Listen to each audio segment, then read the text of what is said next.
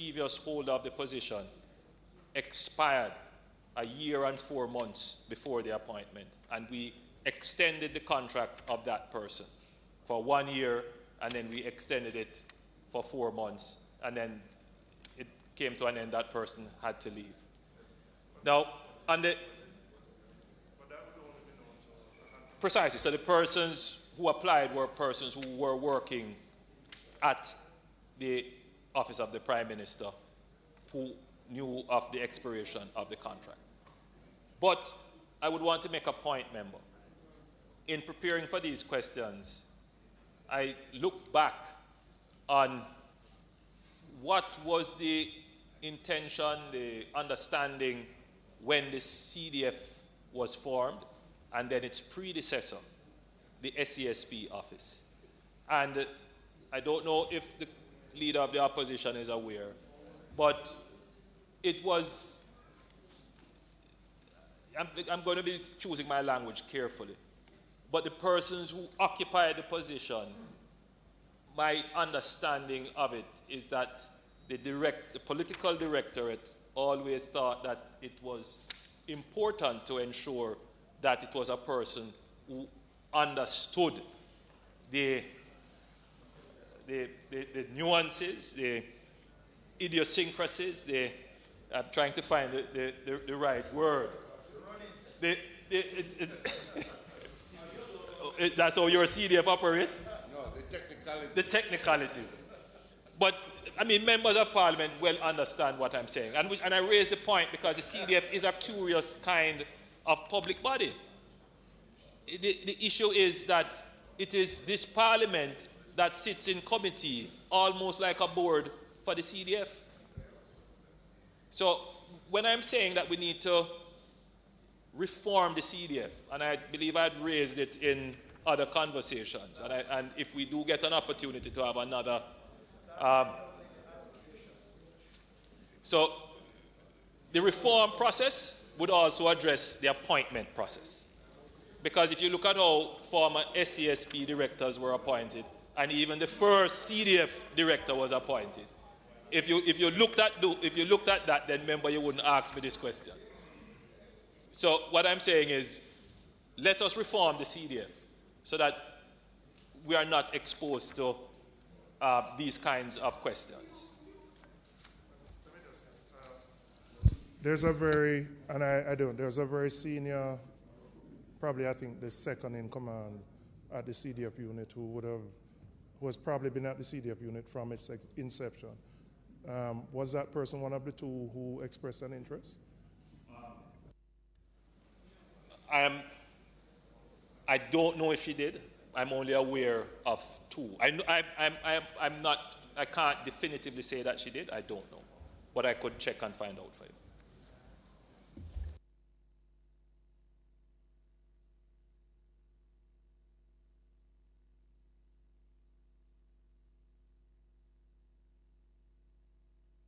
Mr. Samuel.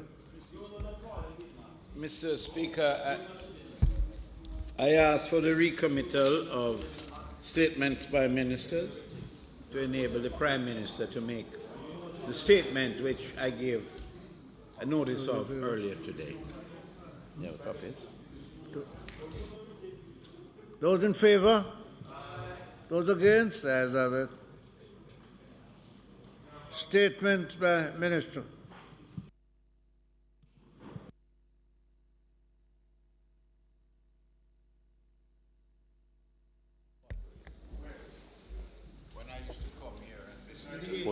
Pull this down. And listen to the great leaders. And then we have to come 3 days a week.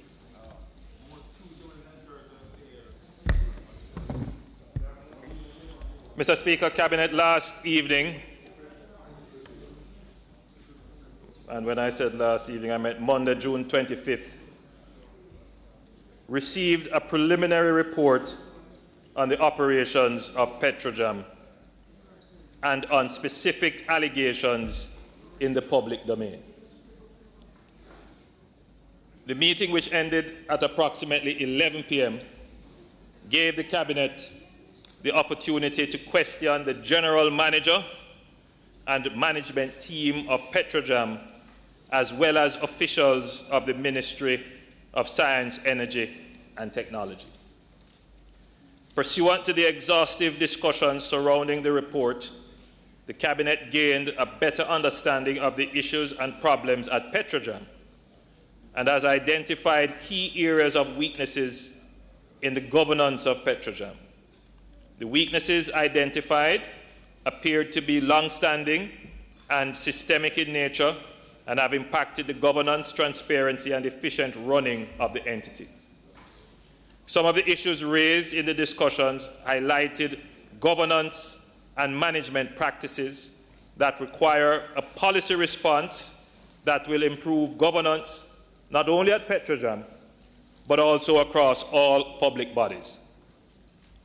As Prime Minister, I have tasked the Cabinet Secretary to compile the relevant legislation, regulations, and policy guidelines relevant to the areas of weaknesses identified in order to close these existing gaps. There were some issues reported on that needed further clarity to better inform Cabinet's decisions. Therefore, the Cabinet will task the Public Accountability Inspectorate to urgently gather information on matters related to the direct expenditure of public funds, including but not limited to donations and the construction of a wall. And let me just explain here, well, let me continue and then I'll explain why we will decide to ask the Public Accountability Inspectorate. The Cabinet notes the call from various stakeholders for a forensic audit into the operations at Petrojam.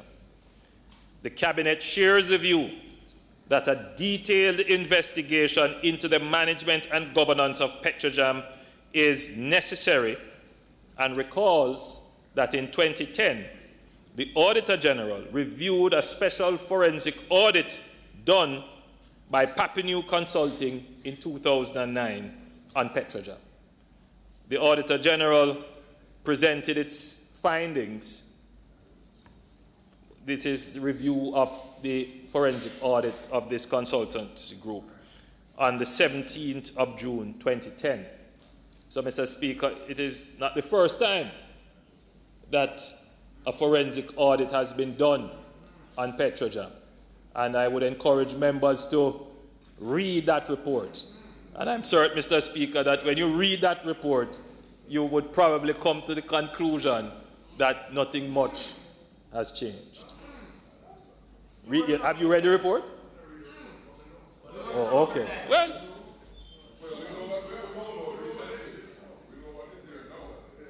the Cabinet is fully aware that the Auditor General is presently conducting an investigation into the operations of Petrojam. Other independent investigative bodies may also be conducting their own investigations into the operations of Petrojam and into allegations in the public domain. I've used this phraseology, Mr. Speaker, may also be, because I don't want it to appear that the government is in any way directing independent investigative bodies in doing their jobs. None of the bodies have come to me to say they are investigating. They don't need my authority, say-so permission. That is the system of accountability and transparency and anti-corruption in Jamaica. Yes, they just go and investigate, and that is how it should be. That's how it should be. So, Mr. Speaker, the Cabinet has no control over the pace of these independent investigations or when the findings will be made available.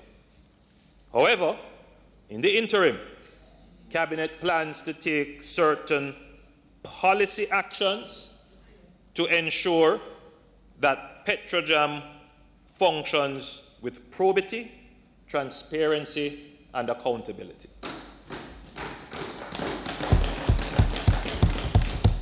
which is why, Mr. Speaker, we have decided to ask the Public Accountability Inspectorate to invest of the Ministry of Finance to investigate certain aspects that we didn't get clarity on and to do it quickly so that we can make the decisions, both policy and management decisions that have to be made.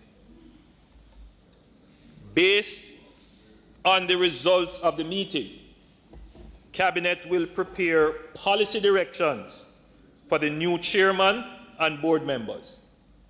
An immediate action thereafter will be the convening of a full board, and the full board meaning Jamaican and Venezuelan directors, to address the identified weaknesses in the governance and management of the entity and ensure that government policy and systems of accountability are implemented. The Cabinet is committed to ensuring transparency and forthrightness in addressing the challenges at Petrojam. The Cabinet will therefore share the report it received and its observations with the Auditor General and any other investigative body. The Cabinet of Jamaica hears and understands the concerns expressed in the public domain. The government is sensitive to the impact that allegations of corruption have on public confidence, as well as on the value, effectiveness, and efficiency of Petrojam as a public entity. The government appreciates that in this age of social media and unfiltered information, the public needs to be constantly informed and assured of accurate information. The government is therefore even more constrained to ensure that it does its due diligence. The Cabinet Office is therefore now in the process of finalizing the documentation of the decisions that we have taken. And in short order, very short order, I will inform the country of the specific actions that will be taken by the Cabinet.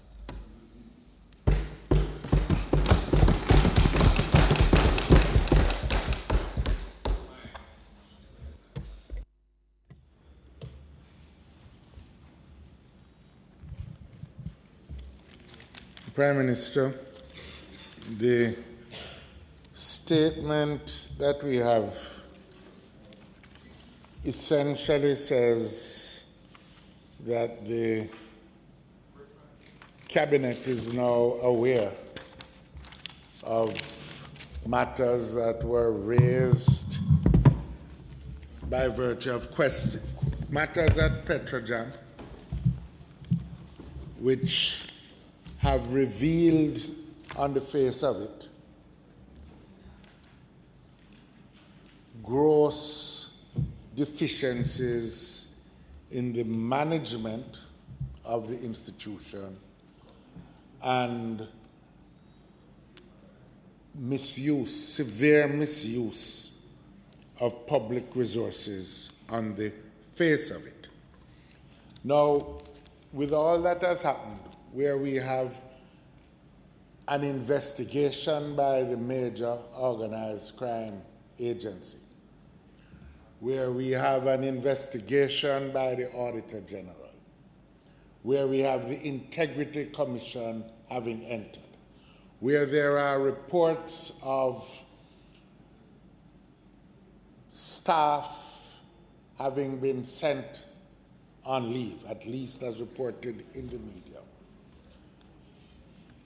where there are reports of a board having not met for 9 months, not contradicted, where there are reports of a chairman having been appointed by the Cabinet not resident in the country, and payments made to that person improperly, where there are reports of insurance arrangements being concluded in contravention of the specific instructions, advice, guidance of the Contractor General. It seems to me that this statement and the actions implied fall far short of what is required.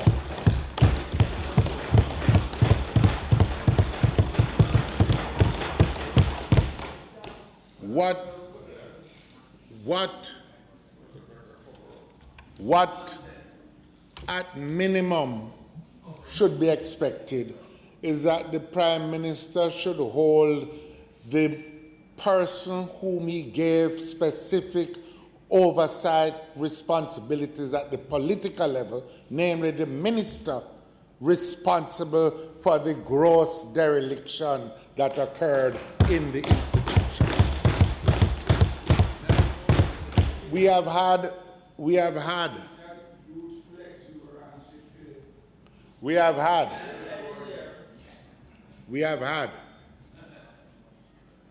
and I believe, based upon the statements that the Prime Minister has made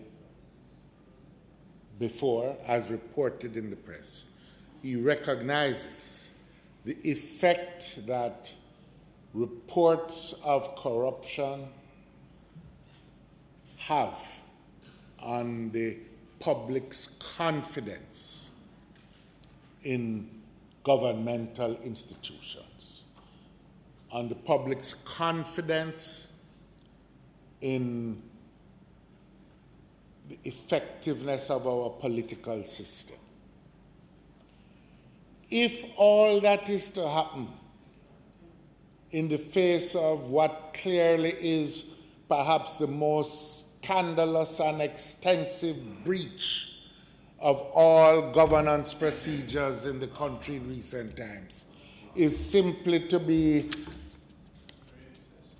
an agreement to allow investigations to take place and to report further, I believe that the government is disappointing the expectations, not just of the opposition, but quite frankly, of all well-thinking Jamaicans, as has been expressed in the commentaries of not only the private sector organization and the JMA, the Chamber of Commerce, but indeed all those who hope for a new and better standard of governance in the country.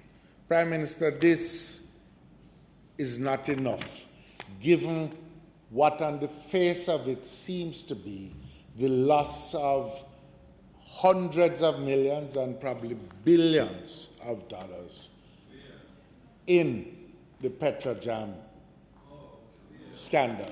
And I will tell you how. I will tell you how. You have 400 million in the differential in the premiums on the insurance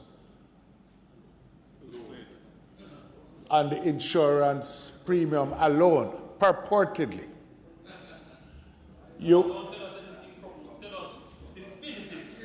No, but what I can tell you, what we can tell you definitively is that it was reported to you, the Prime Minister. No, it was. The insurance brokers have publicly said it has not been denied. They wrote to the Prime Minister. Their lawyers wrote to the Prime Minister. Definitively, I say that. What we know definitively is that the Cabinet appointed a board with an absentee chairman. Definitively. What we know definitively is that a member of that board has said the board didn't meet for 9 months. We know that definitively. We know definitively that there were payments made to organizations which did not make any application. We know that definitively. And we are saying definitively that it is not enough to hold management responsible, low-level staff in the agency responsible that some of those chips must fall in the cabinet of Jamaica, where ultimate responsibility.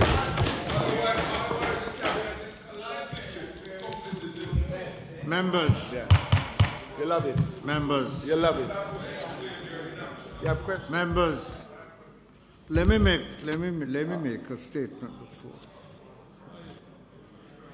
You will note that we have moved from statement by ministers to debating. Mr. Speaker, let me just say, Mr. Speaker, I am entitled by the standing orders to make a statement Mr. in Phillips, response to the Prime I was not Minister's addressing statement. you alone. Okay, but I think, Mr. Speaker, other members are entitled to ask questions. It is the breakdown of the accountability structures right here in the House. From you. I am saying that a statement by a minister does not and should not cause a debate according to the standing orders. I have allowed it to happen this evening. Several statements have been made out of questions. We are not going to continue it that way. Mr. Speaker. When a question, when you need further answers, you ask questions. Mr. Speaker, I don't believe the Prime Minister needs so much protection in this matter. Mr. Speaker, if I may, I do have specific questions. And firstly, Prime Minister, you did mention, member, you did mention, Prime Minister, a number of reports that you have received, that you have received one report. Right. You spoke about a forensic audit of the past, and you've also indicated that you are expecting now, out of some investigations, other reports. Are you aware that one of your partners did submit a report recently to Petrojam on an audit that they did on the operations of Petrojam dated December 2017? All right. I'm aware that the chairman was written to and the directors were copied based on an audit, a comprehensive audit that the partner, PBCJ, did on the operations. But you're not aware of that. Because I would think that that is a most... Right. And are you aware of that? Right. But I thought you said earlier that you weren't aware. You're not aware of it. Okay. No, just that because the cabinet had met on Monday to get a report, I would believe that this would be an integral part of any such report. That to me would be fundamental, because it is the thinking that this would have revealed some of the important issues that you'd be mindful of. Yes, it is on. Secondly, Prime Minister, and the leader of the opposition has made certain comments, but there is an imperative in terms of a particular timeline that I really want you to address, because by 2020, the Petrojam Refinery is going to have to make an important decision.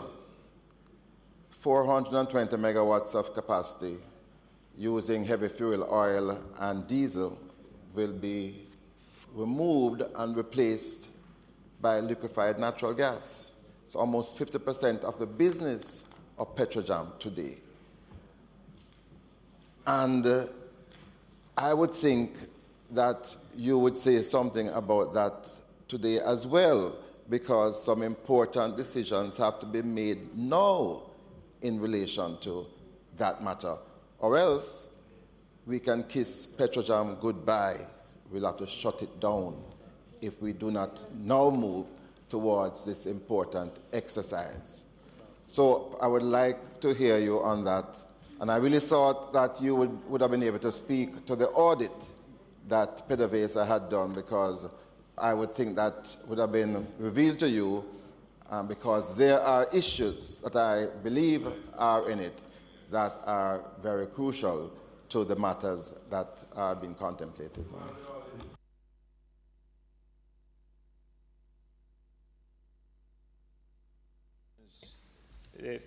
You know, when the leader of the opposition stood up, I said, give us definitives. Because in the public domain, there is a lot of information being circulated. Some, on the face of it, would appear to have some truth and would be considered, if true, very devastating. Others seem very far-fetched. The Cabinet of Jamaica has to engage in a process of fact-finding, and that is what we have done. And you've raised an important question. Obviously, if that report was done, it should have been part of the report presented to Cabinet. It was not. That information was not presented. Now, the responsibility of the Cabinet is to develop policy and report to Parliament on policy.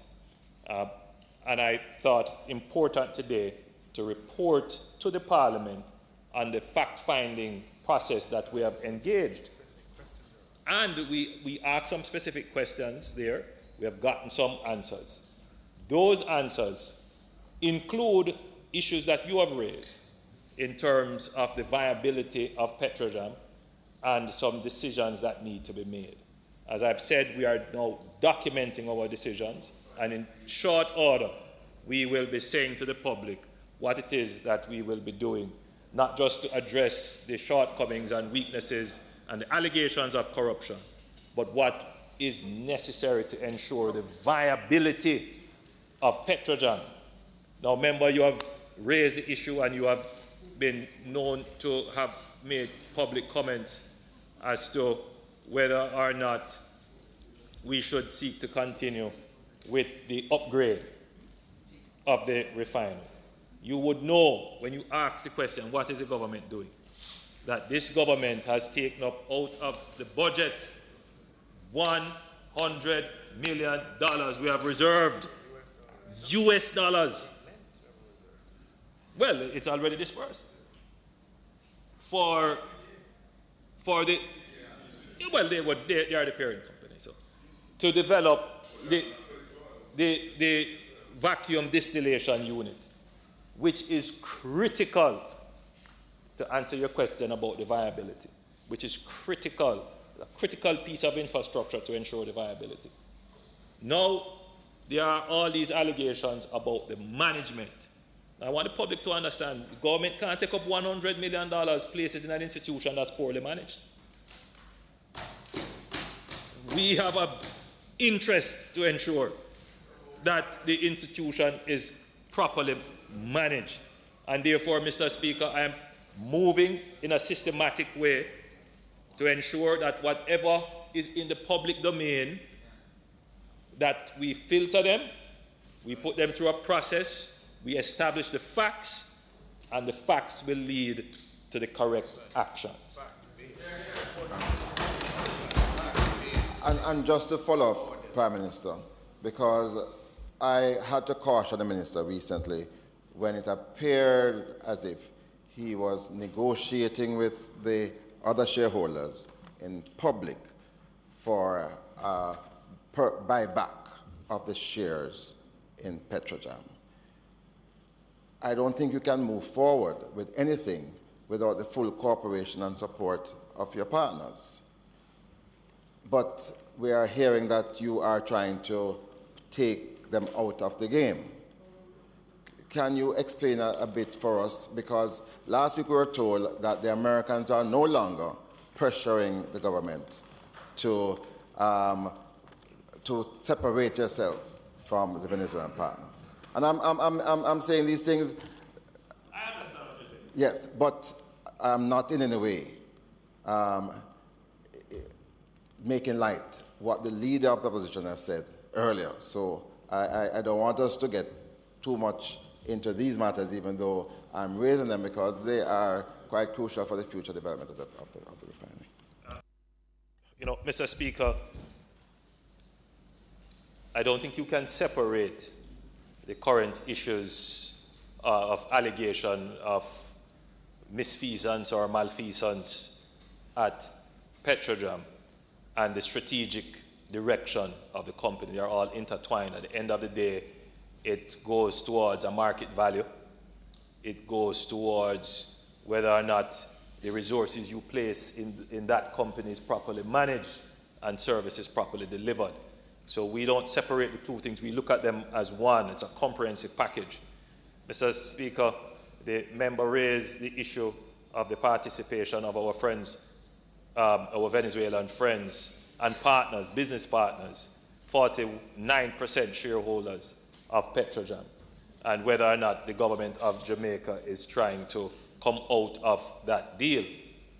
Mr. Speaker, I am not aware, as you have said, that the government of the United States has ever put pressure on the government of Jamaica to come out of the joint venture partnership with Venezuela. And I suspect that that might be casual language, but it may be picked up publicly, and therefore I have to clarify that. There is the case, however, Mr. Speaker, that the United States government has placed,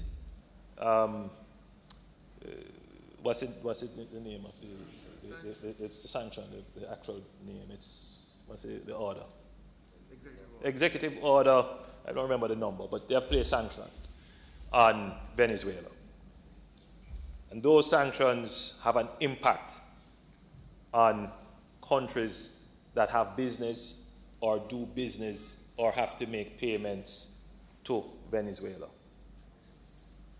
Our foreign minister and our minister of finance and our ambassador in the United States have been working assiduously with OFAC and the State Department and Treasury to ensure that Jamaica's interests are protected. And indeed, the United States government has said that the sanctions on Venezuela were not put on Venezuela to hurt Jamaica. And therefore, they have facilitated our transactions. But this is not to say that the sanctions still within themselves does not pose a risk to Jamaica. I want that point to be understood, that there are still risks with the sanctions in place. And indeed, we don't know what could happen in the future, but there could be even more sanctions placed. We don't know. And so it is not as if we are out of the woods. And you know, every transaction, we still have to be having communications with the State Department, with OFAC, to ensure that we can actually make our payments without any issue. So, remember, I don't want the impression to be given to the public that somehow we have a clear pathway and there are no consequences. It is just the agile footwork of this government moving through to ensure that Jamaica's interests are maintained. I want you to understand, member, that there are still grave risks with the sanction environment still in place. Prime Minister, a couple of questions. First, can you indicate, apart from the insurance placement, whether you were in receipt of any concerns about the Okay. Can you indicate whether you were in receipt formally of any concerns related to the management and the stewardship of Petrojam, apart from the one that has been the insurance placement one? You're not hearing me? The members hearing me? Okay, all right. Speaker, it may not be the mic, maybe something else. Secondly, Hansard can't hear me? Okay. Secondly, the report that was presented by the permanent secretary. First, can you indicate whether you intend to make that report public? And secondly, and I assume it's a preliminary report, whether it confirms certainly from findings and facts which came out of the PAAC confirmed by the management of the company. The preliminary report you would have received from the permanent secretary. Third, can you confirm whether instructions have been given to managers to either resign by a particular time, or if they don't, that they are going to be terminated, their services? Fourth, can you indicate whether the scope of your investigations will go beyond Petrojam and will include other agencies under the Ministry of Science, Energy and Technology, specifically NESOL and the Universal Service Fund, where similar type concerns have been raised about their operations and management? And finally, can you indicate if the former board member, Mr. Harold Malcolm, is the same person who was named as an ambassador designate to a country in Africa, and whether he actually entered upon the reference and took up that appointment?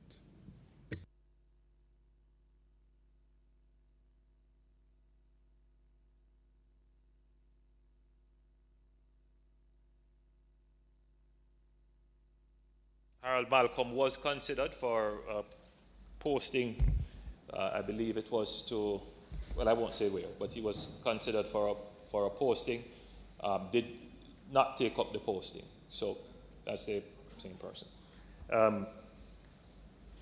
Whether or not we will be going to look at other agencies, the government of Jamaica has an obligation to ensure that all agencies under its supervision, its oversight, are efficiently run and that they are in keeping with the laws, regulations, and policies. Any allegations that are made, whether they are written to me directly or whether I pick them up through media or just getting a sense, I have a duty to put in place a process to find out what is happening. You use the term, will I be investigating? I just want to be clear to this House. In the structure that we have for the new anti-corruption regime, the investigative powers lies with certain independent bodies and commissions. You have a MOCA, you have the police, you have the Integrity Commission, you have the PAI, you have the Auditor General. This does not mean that the Cabinet will not seek to find out. So we will engage processes of discovery, but we will also rely on the investigative bodies. So I want to just make a distinction in language so that it's not confused. We won't be going in investigating. The Cabinet is not the constituted authority for that. But we can call up people, we can ask questions, we can engage in a process of discovery through the permanent secretary and the cabinet secretary and other appropriate officers. And that is what we're doing now, to make sure that we find out what is happening based upon what is in the public domain, what is formally written to us, and what we may have our own suspicions of.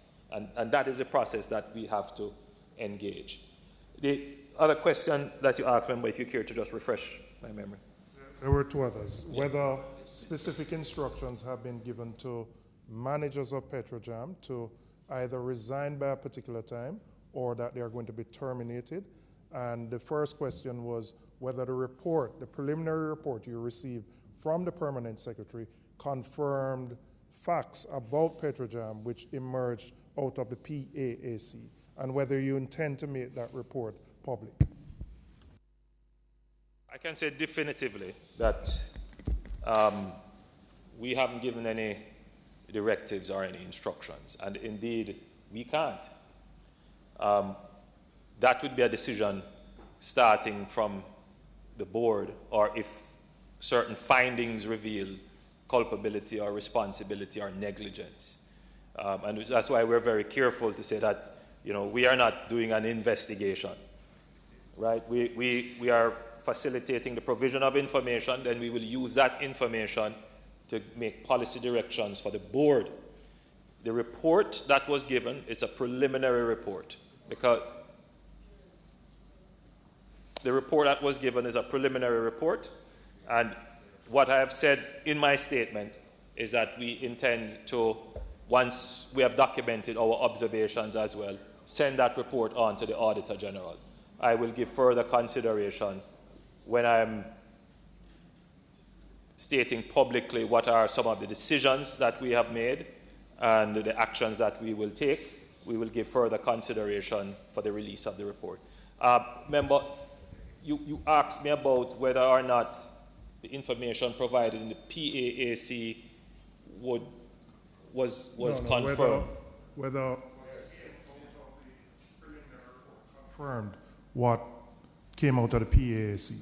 Well, remember, I don't want to, because so many things came out of the PAAC that I would prefer to be able to answer you on a specific question rather than generalities. And my final follow-up question, and I know my colleagues have questions.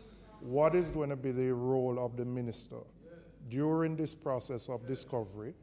And I appreciate the distinction. You don't have the capacity to investigate, but certainly a permanent secretary, the financial secretary, the cabinet secretary can undertake an audit or other forms of exercises to determine whether there have been breaches.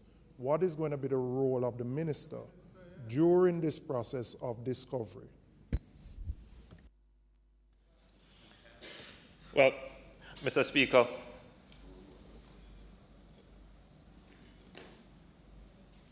the allegations that have been made are, in many instances, very serious allegations pointing to the minister, and allegations have been made directly against the minister.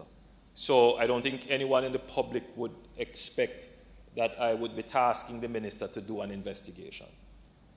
We were very specific in our request to the permanent secretary and to the cabinet secretary to report to us. So the minister cannot be asked to investigate himself and report. So there is, and I just want to be clear, that there is an independent process that is underway, that is doing their investigation. We have asked for information, we are reviewing it, and we will, in short order, be taking action based upon policy and on general governance and management. Prime Minister, I wouldn't expect you to ask the minister to investigate, but I do have a concern even about the, and I know you have made a distinction between investigate and discovery. Even the permanent secretary, and this is not about the individual at all, and we have worked with the individual, is that I think it puts the person in a conflict and a bit of an invidious position, because that person may find information which may implicate the minister. The person still has to have a working relationship with the minister, and I think you put that person in almost an impossible position. I don't think the person in the PS in that particular ministry should be involved in that process at all. And as I said, it's not related to the individual. To get this kind of conversation, but remember, I appeal to your sense of reason. Any civil servant, any public servant who has a duty that has any information has to provide it, whether or not it creates any difficulty in the relationship between themselves and their principal. There is a higher duty. So I'm not quite understanding what you're saying. It is the job, it is the role that they must provide that information, even if it is going to make, I mean, what you would be suggesting is that there should be a cover-up. That's what it amounts to, your suggestion. No, I did not suggest, and I don't want you to put those words in my mouth. But at a minimum, during this process, isn't it prudent that the minister take at minimum a leave of absence, at minimum, from his responsibilities, so that the investigations and the discovery can proceed unfettered? If the minister in his role still has certain powers of appointment over board members who are going to be part of that discovery, the minister should at a minimum be recused from this entire process until you have satisfied yourself with the information before you make a final determination. Remember, I'm not, as I said, in any way trying to, let me be careful with my words. The situation that exists now is that we are in the process of discovering information so that we can take action. And I want to give the commitment that once we have discovered anything that suggests any form of corruption, the appropriate action will be taken. Mr. Speaker, I have a couple of questions, some of them already was asked and answered. But Mr. Prime Minister, you make reference about these sets of investigations being done, MOCA, Integrity Commission, Auditor General, etc., and the process of discovery. But Prime Minister, what has passed discovery stage is the fact that the chairman, the former chairman, was always non-resident in Jamaica. The management of Petrojam confirmed that in a committee of Parliament that he was resident abroad. Were you aware that the chairman you were appointing at the time, Cabinet approved his appointment, was a non-resident chairman for which all his expenses relating to the duties at Petrojam would have to be borne from the public purse? That's one. Two, are you also aware that one of the former board members has publicly confirmed that the board never met for up to 9 months, stated publicly by the former board member? Mr. Prime Minister, my question then, are you satisfied that in light of the fact that you had a non-resident chairman of this entity all through that period, the board not having met for 9 months, are you satisfied that sufficient or adequate ministerial oversight was provided to Petrojam by the minister? I want you to say, if you are satisfied that those things haven't been done and established, no further discovery needed, are you satisfied that that constitutes satisfactory oversight by the incumbent minister? And finally, further to my colleague's question about the incumbent minister, are you satisfied that the minister can remain in office without impairing those investigations for which you made reference to? And in summary, would it be the most prudent thing to do is to remove the portfolio responsibility immediately in light of what has already been established, for which I made reference to earlier? Very good question. But the question exemplifies the challenge I face. You stand up with such confidence and definitiveness in the assertions that you have made. And they sound logical. Some of them sound true. But for example, you've asked me, did I know that I was appointing a non-resident chairman? The simple answer is no. It was that when... No, it's not me. So it comes to cabinet, but... So I'm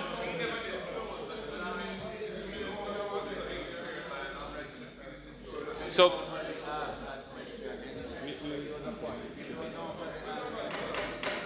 but anyway, I really, if members, because again, this is a very good process for me as well, discovery. I've discovered something based upon what has been said, and I'm seeking more information.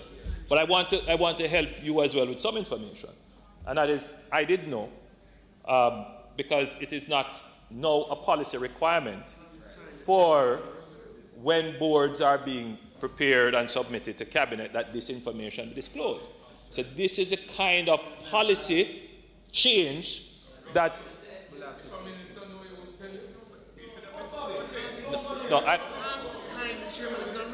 I just, Mr. Speaker, while I agree with the member from St. Catherine that it is something that should have been disclosed, but when we discover that this may very well be a systematic weakness, then the government has a duty to make that kind of system-wide policy response. So I want to say to you that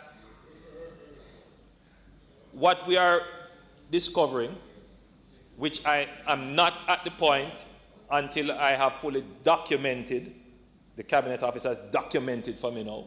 We have gone through the process. They have presented a report. We have asked them questions. They have given us answers. Minutes have been taken.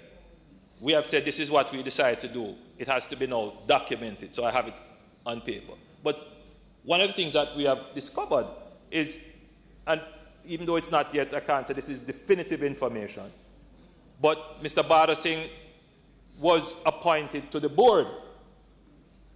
There was an existing chairman who was a member of our partner company, Petrojam. He lived overseas, I gather, and would have had to travel, as previous chairmen who were from Venezuela. But there was one living here, yes, I'm aware of that. But there were previous board members who were also traveling and were, and I'm just saying to you, but the point, and were paid for. But hold on now, because you have to have, you see, at the time that he was appointed to the board, what we have discovered, but we have to now verify, that he was still resident here. The other thing that we have discovered is that he was not appointed chairman. He assumed chairmanship when the executive order created this situation where the existing chairman, who was Venezuelan, gave up the chairmanship. So when we stand with the definitiveness, yes, I have to be careful and go through this process of discovery. And even when I'm speaking here, I'm giving the caveat, I can't say it is definitive. It is to the best of my knowledge. I have to wait until I get this now in black and white.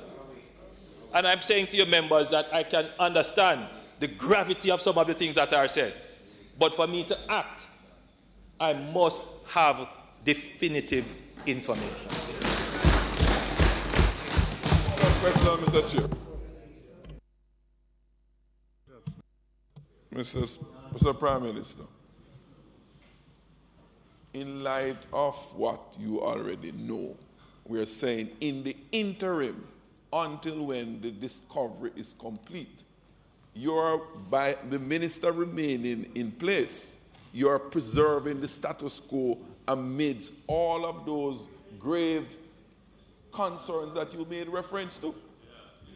Wouldn't it be the best governance practice, presuming innocence, presume innocence in the interim, for the incumbent minister not to have day-to-day ministerial oversight in the midst of all of this?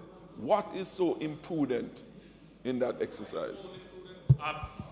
Member, I'm not in any way saying that what you are saying is not correct.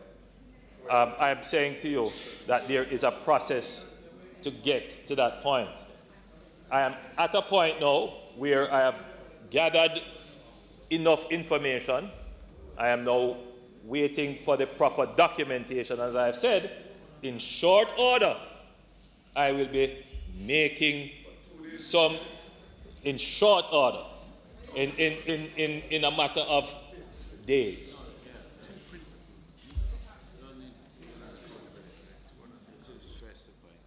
Mr. Speaker, I proceed, sir. Mr. Bunting, go ahead. I'm in the right seat. Prime Minister, 3 questions. For the last day or two, information has been coming out about this Public Accountability Inspectorate. And quite frankly, try to get it on the mic there. The handsets are not hearing you. Get one of the mic that you can speak on. You hear me, ladies? Yes, some information was in the media about this Public Accountability Inspectorate. And quite frankly, I couldn't even remember hearing about it before. I had to go and do some research on to hear about it. No, it was actually an innovation of Minister Shaw back in 2007 or 8. It was the first time I heard about it anyway. And the only thing that I can recall publicly hearing about it, it did some investigation of the poorest school canteen. But otherwise than that, it was something that reported to the minister. And quite frankly at the time, there were, let me say, no more than allegations that it was staffed by political people, etc. Now, whether that was so or not, I'm just asking you, would you be willing to consider just leaving that out of the mix? We already have so many independent agencies, constitutionally appointed, commissions of parliament, that a unit that reports to a cabinet colleague to investigate a cabinet colleague is probably better. Okay. Member, in my presentation, I was very careful to say that we acknowledge that all of these independent bodies are investigating. However, when the report was presented, there were some areas that were not clear, and we want to make some decisions, and we needed clarity on them. Remember now, I can't direct some of these independent agencies as to what. So there were some areas that we wanted clarity on. For example, on the issue of the donations, on the wall, direct expenditure of public funds to see whether or not there was value for money. And we just need some quick information. Remember now, what we are trying to do is not to await a forensic investigation. This is just administrative discovery. Quickly, right. Yes. So for example, an example would be, this issue of a letter was written and so forth. Somebody needs to physically go and examine the letter, compare the dates, those kinds of things which cabinet can't do. But that information, the verification of which would help us to make some decisions. Right, but I was just saying, Prime Minister. So we are not trying to, in any way, complicate the existing investigation. But whatever the administrative mechanism you use to get that discovery, I think it is a bit confusing to the public. Given the name, this Public Accountability Inspectorate, it sounds like some kind of Auditor General type But you function. Can understand why we want to use it, and it is in a limited scope. Very limited scope. Well, I just wanted to know if you would consider just bringing that as an additional entity to confuse the public. Go back to sleep. Yeah. Yes. But the member from St. Catherine South reminds me that you didn't answer his question about your knowledge of the board meeting. Meeting for the 9 months. I'll answer when I get it. But coming now specifically to the vacuum distillation unit upgrade, you pointed out that this money is coming from the budget, the consolidated fund of the government. It is already in the parent company. why then are we not having a competitive tender to select the contractor to build this? Especially since the negotiations have gone 50% beyond the engineering estimate which we got currently to do this. And Prime Minister, notwithstanding, I hear the anxiety of my colleague about the looming 2020 deadline. But this is a lot of money we're talking about. Billions and billions of Jamaican dollars. This is something that could build a whole heap of school, put a whole tens of thousands of people on path, increase the path benefit. Given the serious, grave governance and management weaknesses that we have seen, and they've been managing this process up to now, would you commit to this House that before any definitive contract is signed, that we get some independent economic and commercial as well as engineering analysis done to satisfy ourselves? One, that given the passage of time, that it still makes sense to do this. Two, if you're contemplating some kind of divestment, wouldn't it be better to divest it first and let the new owner determine the direction of the capital investment, whether that is optimal for them or not? That would make sense. Or whether they might continue it at the same, whether they might just use a tank farm and import finished products. That, to my mind, is something that we must consider now. We must put everything on the table and see, does this make sense? Does it make sense in the form it has been going all along, given the serious loss of technical personnel over the last 2 years, the senior technical people, the demonstrated incompetence of current management? I mean, I don't have to, pull any punches. We saw the performance at the PAC. Quite frankly, Prime Minister, it was embarrassing, given the stewardship of that entity, and and persons close to you, I am sure, share my opinion of the performance. And I really think to be just spending $120 million US so far is the estimate that the internal management have come up, on the basis of the say-so of these same people that we have grave reservations about their technical competence and their governance approach, I think would be reckless. And I think really need to bring in some independent consultants, both from the engineering point of view, but more so from the economic and commercial analysis of this approach that we're taking. Remember, one of the reasons why we entered upon this process of discovery, and why I had said in other fora that the strategic direction of Petrojam is integrally tied up, and I don't separate the two, is for primarily these kinds of considerations, that if there are weaknesses in management, it is going to translate into weaknesses in decisions which will place the public purse at risk. And so I wasn't in any way, as a leader of the opposition tweeted, trying to devalue the issues and allegations of corruption, but for the public to understand that there are some strategic issues as raised by the member from East Kingston and Port Royal and the member from Central Manchester. So in the discovery, this is part of what we intend to make some decisions about.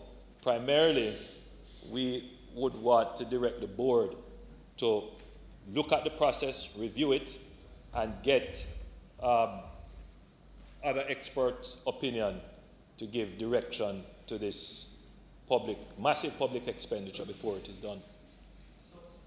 My question actually was if you would commit to bringing those to this House for a debate before we commit to the existing negotiation.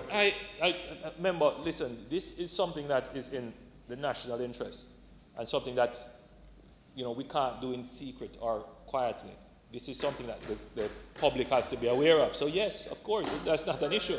That's not an issue. In the sense of the board, and as to whether or not the board met. I heard this statement that the board only met have not met since 9 months. That's the statement. And I did again, some trying to discover, and I'm not saying that this is definitive information until I get it solidly, but my understanding so far is that meetings have been called, but our Venezuelan partners have not been able to attend, and that explains some of the delay. When I've looked at the historical records, sometimes for a year there have not been meetings, and we are getting that information, and we will make that information public as to how the board functioned over the last 5 years. And I'm gathering that it is unusual for us, but it is not an abnormal practice based upon the historical records of the board. However, yes, that's it. In fact, in 2014, the board only met twice. Yes. So, Mr. Speaker, the point I was going to make, the member from St. Catherine not jumped out. but member, even though the board did not meet physically, I am told, and again, this is something that we have to verify, that. So you're making the point for me. So even though they didn't meet physically, I am told that they had round robin and that they met using video conference and Skype. That's what I'm told. This is to be verified. Prime Minister, whether they meet physically or using audiovisual is not really the point. It's the question of whether the meeting occurred. I'm not. When they say they only met once in 9 months, is it one physical meeting or one round robin or one audiovisual? And these are the little details that we have to get before we can cast aspersions and take action. No, but why it becomes a little bit challenging, Prime Minister, is that I've heard the Minister made statement in here regarding Petrojam, and it says the board has done certain things, has taken certain decisions. So when I heard about a 9-month period of no board meeting, I wonder how come those statements could have been a board meeting. So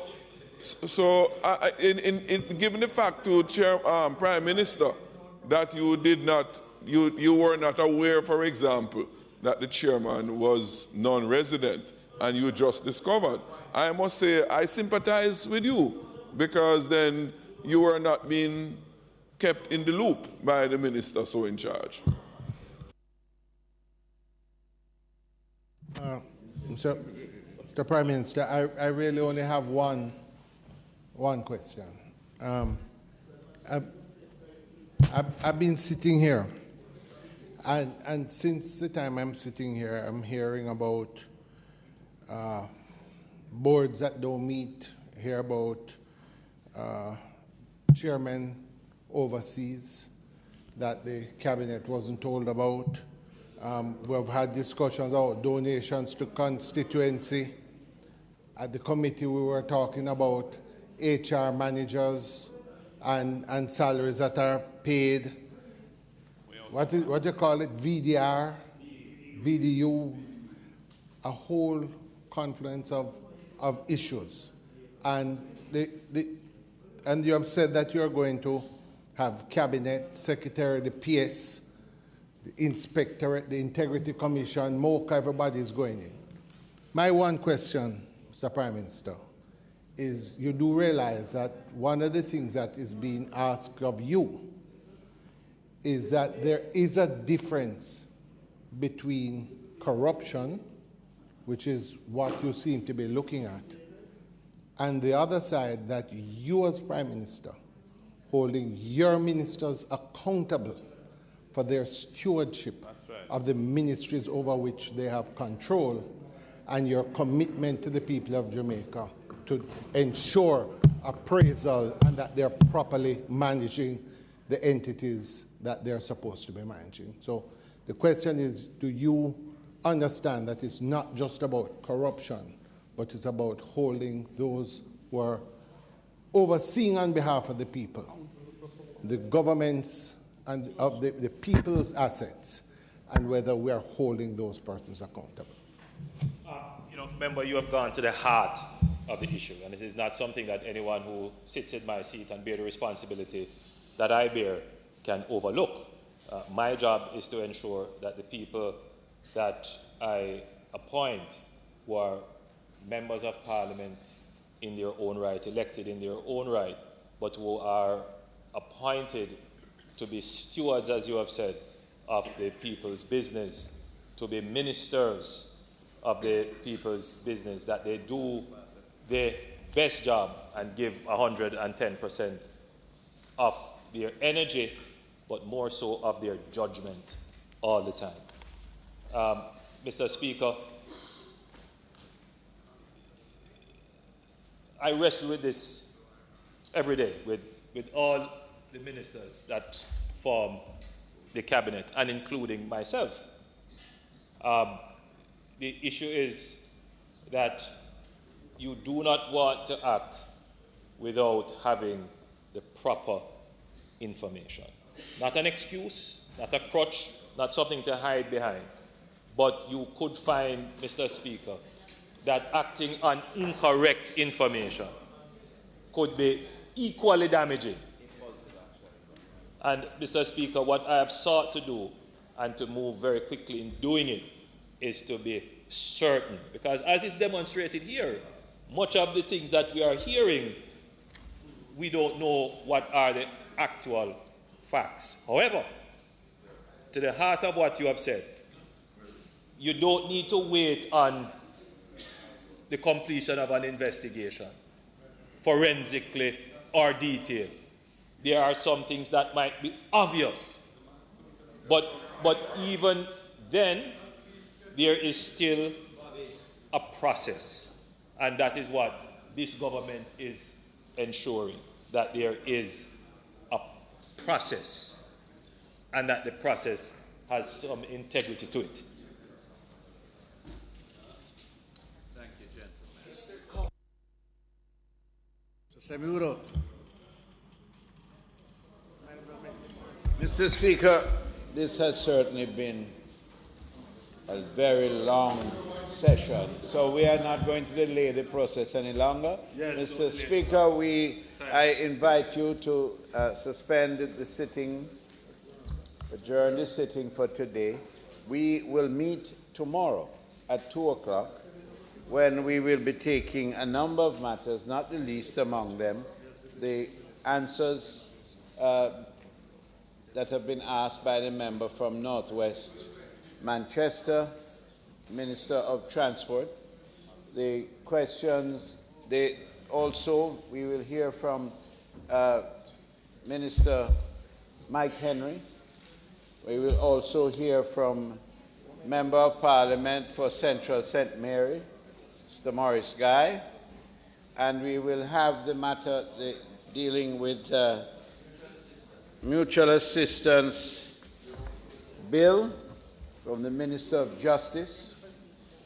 And so, Mr. Speaker, when, as I said earlier, we shall have completed that, we will now only have one question to answer on the question and answer. On the question and answer, one. And that will be answered between tomorrow and the 3rd of July. So I invite you to suspend the sitting until tomorrow. Before you suspend the sitting, member, if you would, just on a point of information, the leader of the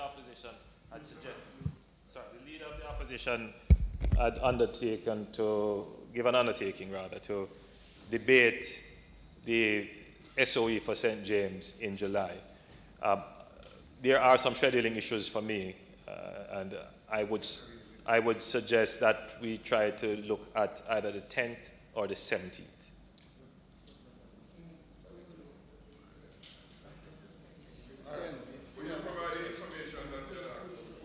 Well, the Minister of National Security will certainly do so. Mr. Senator, before you proceed, members, today we had a midterm workshop for parliamentarians. A number of young parliamentarians attended.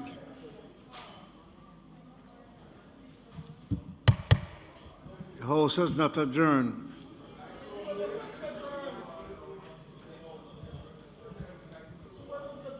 Tomorrow we have the second session. And I want to say to you that there are visitors who are attending those sessions in our interest. I'm asking that a number of members do attend tomorrow morning at 8:30.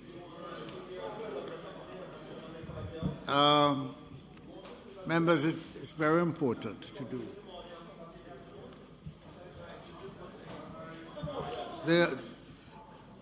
The House stands adjourned until 2 p.m. tomorrow.